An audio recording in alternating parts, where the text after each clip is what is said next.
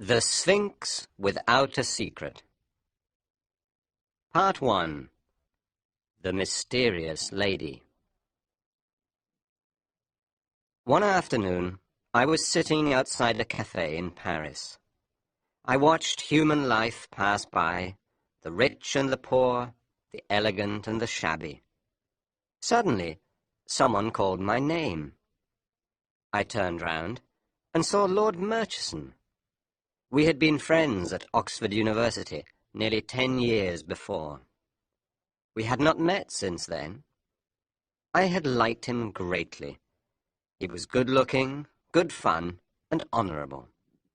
He was also honest and frank. But now he looked anxious and confused. I tried to understand why. I supposed that the reason was probably a woman. I asked him if he was married. "I don't understand women enough," he answered. "My dear Gerald," I said, "you have to love women, not understand them." "I can't love if I can't trust," he replied. "Gerald, I believe you have a mystery in your life, and you must tell me about it," I said.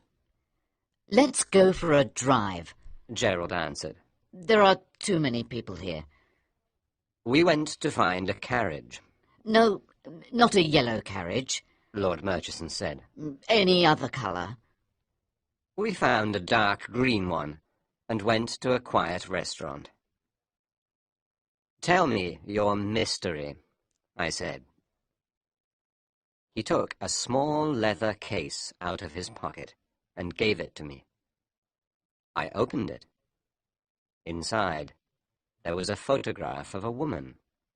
With her long hair and fur coat, she looked like a clairvoyant.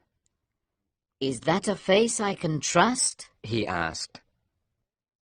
I examined the photograph carefully. The face had a secret. But was this secret good or bad? Her beauty seemed to be the product of many mysteries.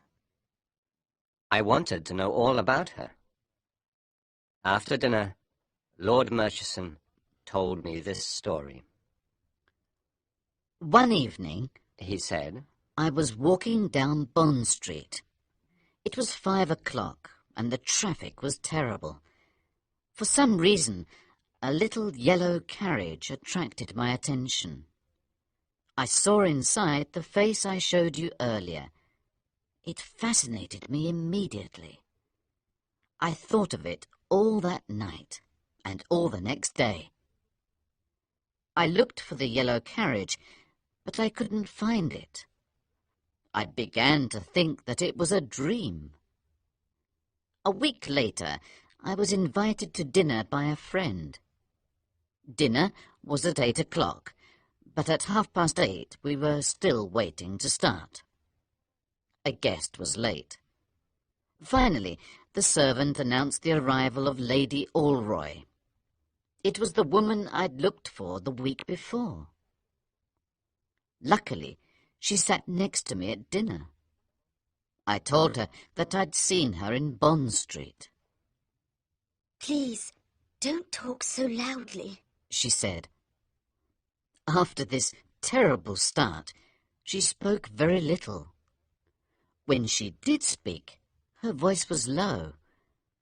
I thought she was afraid of someone listening to her. I fell madly in love with her. I was excited by her air of mystery. After dinner, I asked her if I could see her again. She hesitated and looked around. In a low voice, she replied, "Yes, tomorrow at 5:15. I asked my host for information about this mysterious lady. All I was told was that Lady Alroy was a widow and lived alone in a beautiful house in Park Lane. The next day, I arrived at her home exactly on time, but her butler told me she'd just gone out. I went to my club, unhappy and confused. I decided to write her a letter. Could I see her another afternoon? I had no answer for several days. At last, I received a short note. Dear, I will be at home. Please do not write to me here. The note ended with this instruction. Please do not write to me here again. I will explain when I see you. I saw her that Sunday. She was charming. However, when I was leaving, she repeated her instruction to me and told me to send any letters to a local library. There are reasons why I can't receive letters in my own house. For the next few months, I saw her regularly. Her air of mystery never left her. I tried to understand her secret, but could find no answer. Finally, I decided to ask her to marry me. I was tired of my secret visits and the letters I sent her. I wrote her a letter. I wanted to see her the following Monday at 6 o'clock. She answered yes. I was incredibly happy. I was deeply in love with her. Now I know it was because of her mystery, or maybe not. No, that isn't true. It was the woman I loved. Did you discover her secret? I asked. Yes, I think so, but you must decide for yourself, He answered.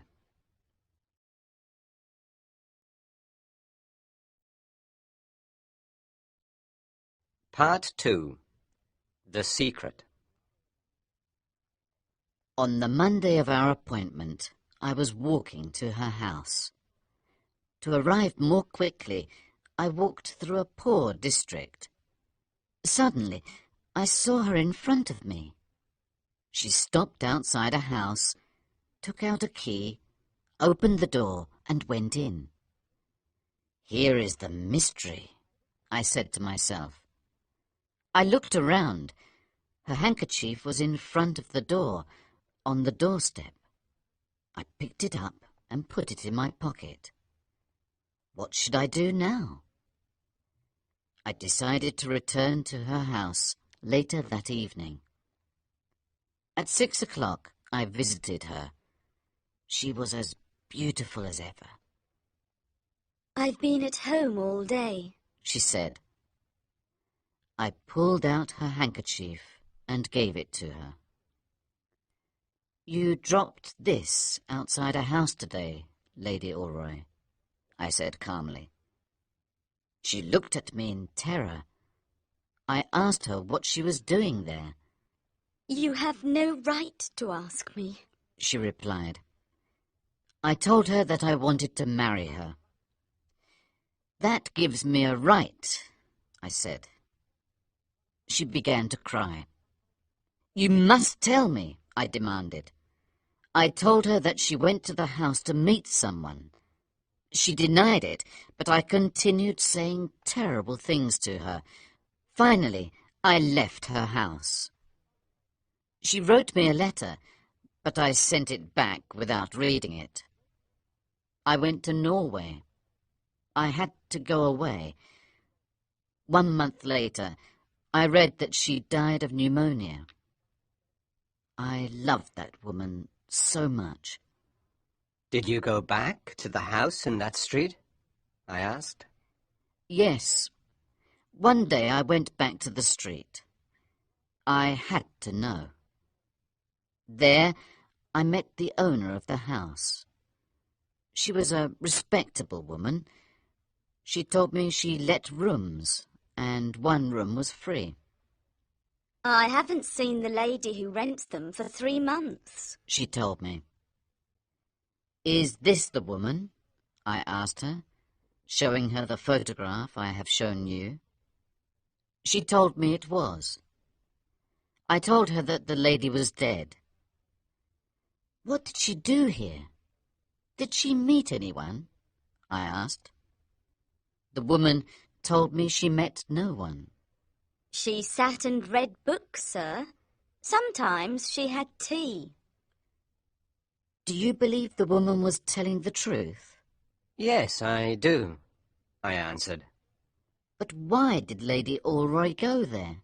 My dear Gerald, I answered, Lady Alroy was a woman who loved mystery.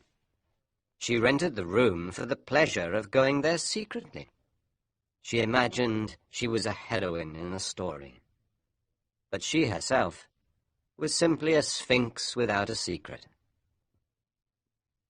He looked at the photograph again. I'm not sure, He said.